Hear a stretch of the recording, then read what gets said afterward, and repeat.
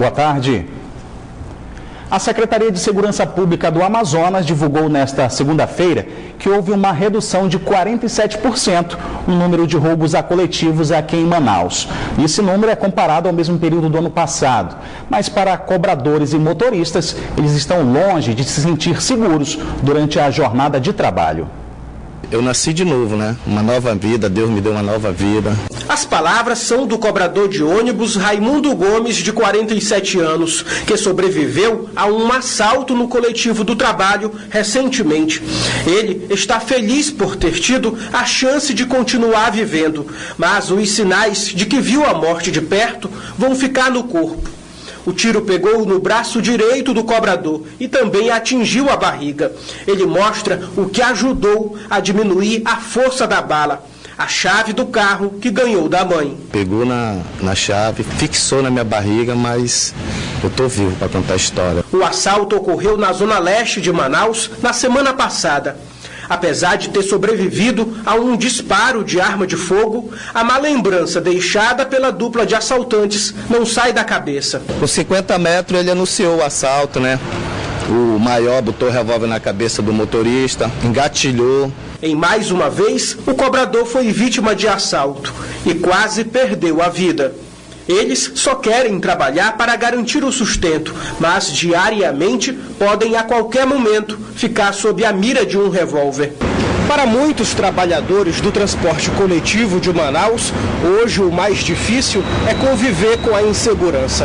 Segundo relatos de motoristas e cobradores, os assaltos são constantes, que aumentam o risco de morte com as ações criminosas e espalham o medo. Estamos trabalhando com medo porque há muito assalto e não tem segurança para nós, né? Não só para nós, como também para os usuários que estão aí, o dia a dia, né? Que corre risco de vida. Esse motorista que prefere não aparecer também já foi vítima de assalto e reforça a sensação de insegurança. Dá um nervosismo e você não pode fazer nada, né? Porque o camarada está armado, é arriscado ele te dar um tiro ou te dar uma facada. Então você tem que ficar sentado, parado, só obedecendo o que eles mandam você fazer. Os passageiros também se sentem desprotegidos. E não é fácil não, viu?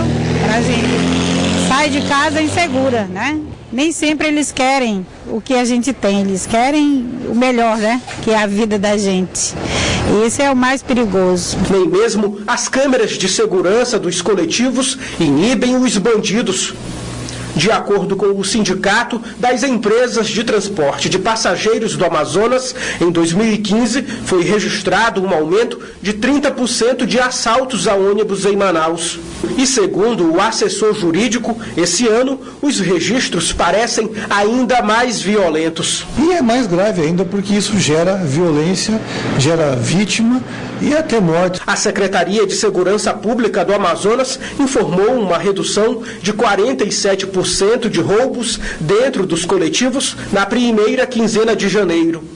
Uma força-tarefa foi montada para combater as ações criminosas nos ônibus e terminais da capital. Nosso objetivo é erradicar, evidentemente, esses crimes que talvez a gente não consiga acabar. Reduzir bastante e inibir essa prática, sim, a gente pretende. Agora vamos analisar bem essa conta. O número de roubos diminuiu 47%. Tudo bem, mas isso é por estatística, porque nos últimos 15 dias teve cobrador baleado, motorista assassinado e muito trabalhador que foi para o serviço com medo. O ideal era que esse número reduzisse em 100% para ver se chega a zero o número de tragédias nesses coletivos aqui de Manaus. A polícia da capital apresentou esta manhã um homem que teria faturado pelo menos R$500 mil aplicando golpes em outras pessoas. Ele oferecia serviços de buffet, mas sumia com o dinheiro dos clientes. Tiago da Silva Cortez tem 25 anos e já acumula 24 boletins de ocorrência contra ele com acusações de estelionato. Ele foi preso nesta segunda-feira quando prestava depoimento na delegacia. Como é que ele age? As pessoas procuram ele para fazer uma festa, pagam e ele combina preço, acerta a data, mas não entrega a festa. Tiago se passava por empresário do ramo de festas e eventos e oferecia serviços de buffet para casamentos e aniversários. Mas, de acordo com a polícia, na maioria das vezes, ele sumia com o dinheiro dos clientes. Em um dos casos, a vítima alegou que pagou R$285 mil para uma festa de casamento, que nunca aconteceu. Em relação aos fornecedores de cadeira, mesa, essas coisas, também ele vai lá, negocia, paga com cheque sem fundo e de terceiros. Esse é o modus operandi do indiciado. Um suspeito de cometer um homicídio no dia 31 de dezembro do ano passado, na zona leste de Manaus, foi apresentado hoje na Delegacia Especializada em Homicídios e Sequestros. Na delegacia, Felipe dos Anjos Pereira, de 22 anos, confessou o crime. De acordo com a polícia, o jovem estava consumindo bebida alcoólica e drogas em um bar na zona leste da cidade, quando foi abordado pela vítima. Foi em casa, que fica nas proximidades do bar onde aconteceu a agressão, pegou a arma de fogo e, de maneira premeditada, desferiu 4 tiros, inclusive na cabeça da vítima, que foi a óbito no local. Após o crime, Felipe entregou a arma para um homem chamado Francisco Carlos Rodrigues de Castro, de 31 anos. O homem teria guardado a arma em troca de receber R$50, mas acabou sendo preso por porte ilegal de arma de fogo. Mas não dá para admitir que é inocente na medida em que sabia que se tratava de uma arma de fogo, provavelmente utilizada em outro crime, né, e ainda oferindo a quantia de R$50. Foi autuado pela posse de arma de fogo, tá certo? Teve a prisão preventiva, inclusive, convertida, né, e tá aí à disposição da Justiça. A Polícia Militar realizou esta manhã uma revista no Centro de Detenção Provisória Feminino, localizado no quilômetro 8 da BR-174. Foram apreendidos na ação celulares, algemas, serra, carregadores de celular, estoques e outros materiais cortantes, além de dinheiro e drogas. 54 policiais participaram da ação. O CDP feminino possui atualmente 219 detentas, distribuídas em 3 pavilhões. Um motociclista morreu após colidir com um ônibus por volta das 10 horas da manhã de hoje, na Avenida Dom Pedro, na zona centro-oeste de Manaus. O passageiro da motocicleta foi socorrido com ferimentos graves. O acidente chamou a atenção de quem passava pelo local e agentes do Manaustrans precisaram organizar a fluidez do trânsito. De acordo com o sistema de atendimento de urgência, o condutor da moto veio a óbito ainda no local e o passageiro ferido foi encaminhado para o Hospital e Pronto-Socorro João Lúcio, na zona leste de Manaus, com quadro de traumatismo craniano. Ainda não vai ser dessa vez que o preço da internet vai ficar mais barato aqui no estado. Foi adiado esta manhã o julgamento da ação que diz ser inconstitucional a cobrança do ICMS sobre o serviço de internet. Caso a ADIM fosse aceita pelos magistrados, o serviço de internet ficaria 20% mais barato. A sessão do Pleno teve início com a ausência de alguns desembargadores, inclusive da presidente Graça Figueiredo, que está de licença pelos próximos 4 dias. O vice-presidente do Tribunal de Justiça do Amazonas, o desembargador Aristóteles Turi, presidiu a sessão com quórum de apenas 13 magistrados. Na pauta de hoje, o 6º item era o julgamento de uma ação direta de inconstitucionalidade da cobrança do ICMS sobre o serviço de internet. A ação foi movida em 2013 pelo então deputado estadual e advogado Marcelo Ramos. É uma ação um pouco antiga e que a gente espera uma solução rápida, a bem dos interesses do povo do estado do Amazonas. É desconto na conta de internet do cidadão, é desconto na conta de internet de toda a atividade produtiva da indústria, do comércio, das telecomunicações que precisam comprar links dedicados de internet. Quando o julgamento começou, o Procurador-Geral de Justiça, Fábio Monteiro, deu parecer favorável à ADIM. Logo depois, foi a vez do relator da ação, o desembargador Wellington José de Araújo, começar a ler o seu voto. Porém, foi interrompido pelo desembargador Domingos Chalub. Eu quero ter vista dos autos sobre isso. Porque eu lembro que quando houve aqui ação de constitucionalidade para o aumento de vagas da Corte, nós passamos 3 sessões discutindo sobre a legitimidade do mesmo deputado Marcelo Ramos. Então, para que não haja um falso entendimento pelo Segundo o desembargador Domingos Chalub, o pedido de vistas dele foi baseado na legitimidade. Se um deputado estadual, no caso, como era na época Marcelo Ramos, poderia entrar com um pedido de inconstitucionalidade aqui no Tribunal de Justiça. Para Marcelo Ramos, outras ações movidas por deputados estaduais já foram julgadas pelo TJ sem que a questão da legitimidade fosse colocada em discussão. Mas eu respeito a decisão do desembargador de querer refletir um pouco mais sobre isso.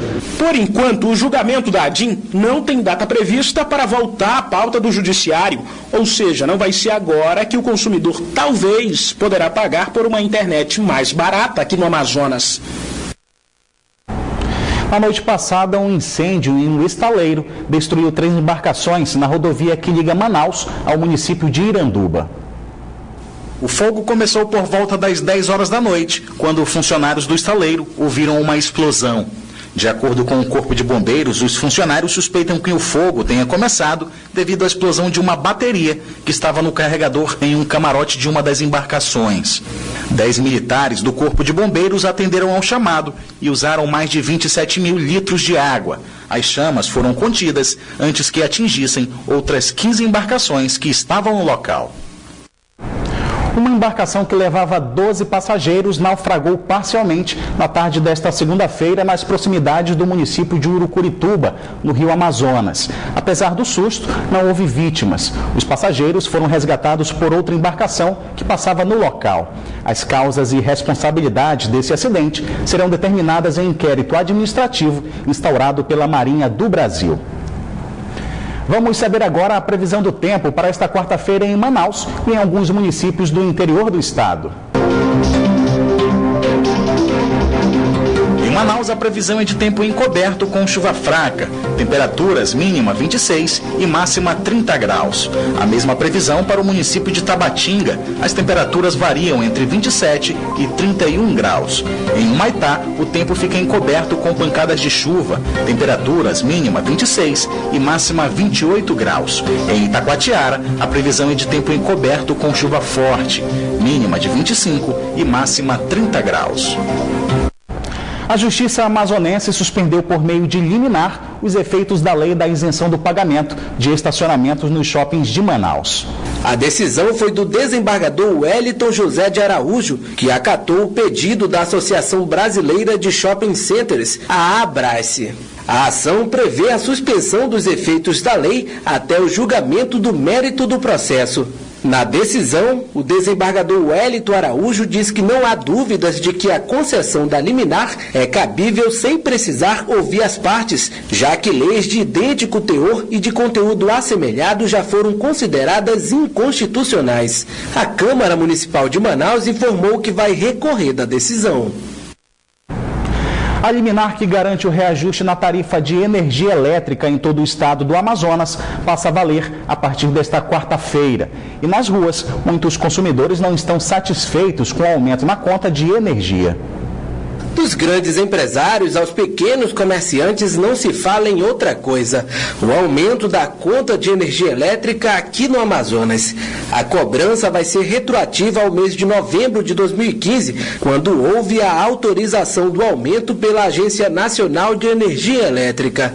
O reajuste da tarifa de energia leva em conta os encargos setoriais e o custo da energia comprada pela Amazonas Energia. Mas os órgãos de defesa do consumidor alegam que o aumento na tarifa de energia elétrica no Amazonas é abusiva e sem justificativa, já que o Estado não é totalmente interligado ao Sistema Nacional de Energia Elétrica. O Ministério Público Federal, esta semana, montou uma força-tarefa para ir a Brasília tentar derrubar a liminar que garante o aumento. Mas, enquanto isso, os amazonenses vão ter que acatar a decisão judicial.